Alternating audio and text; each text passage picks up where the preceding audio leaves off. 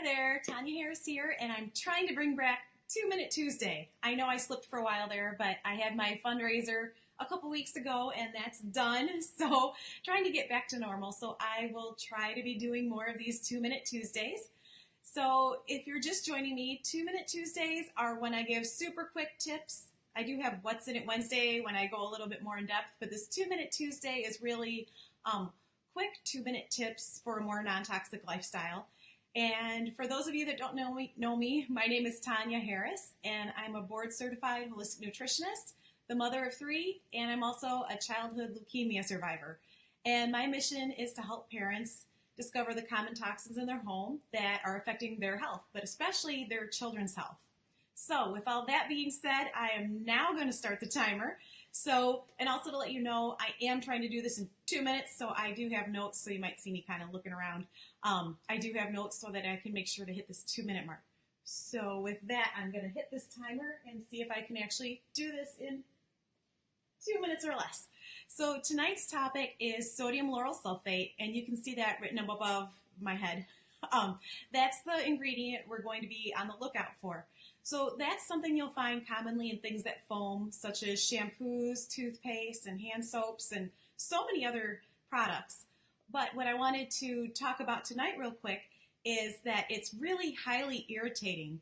It's actually something that researchers use in labs when they need an intentionally skin irritating substance to put on the skin to actually irritate it, and because they're using it to test the effectiveness of products used to heal the skin. So, that's kind of scary that it is so irritating. They use it as a skin irritant in lab studies.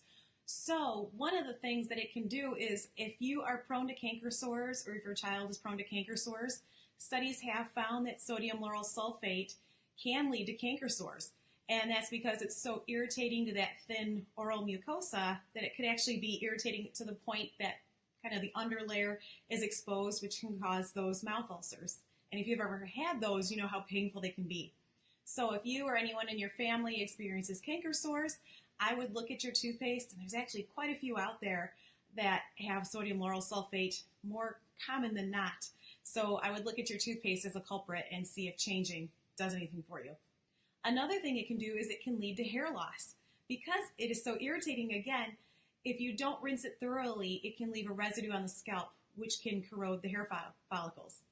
And I know some studies say it's proven, some studies say it doesn't.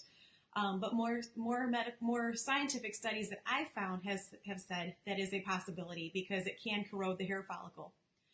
It's also been shown to slow hair growth as the hair comes back in.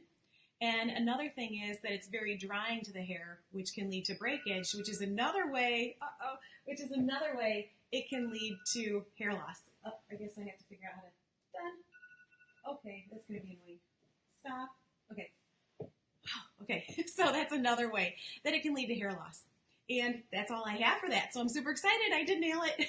But one thing I want to mention is I do have safer shampoos and toothpaste that I like. And so I'm giving you a sneak peek into my program called the Healthy Home Project, where I have a guide of over, I think, 200 different brands of products that I recommend. So I'm going to be giving you a giveaway tonight, and it's a sneak peek. So it's not every single shampoo and toothpaste that I recommend, but it's quite a few of them. So as soon as I'm done with this video, I will pop it into the comments, a link to that, so you can download it and find some safer brands to buy that I do recommend. So that's it for tonight. Thank you so much for tuning in, and I will see you next time. Actually, I'll see you tomorrow for What's in It Wednesday.